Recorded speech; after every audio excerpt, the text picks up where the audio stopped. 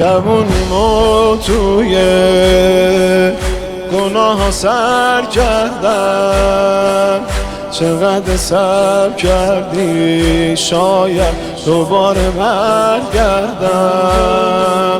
تو خوشیام اصلا به تو حواسم نیست، یه روزی میفهمم جز تو رفیقی واسم نیست. از من نامید نشی یا سنگ رو یخم نکنی، من شاید به درد بخورم سهم دوزخم نکنی. شرمندم خودم میدونم، اونی که میخوای نشدم، هر دفعه یه جوری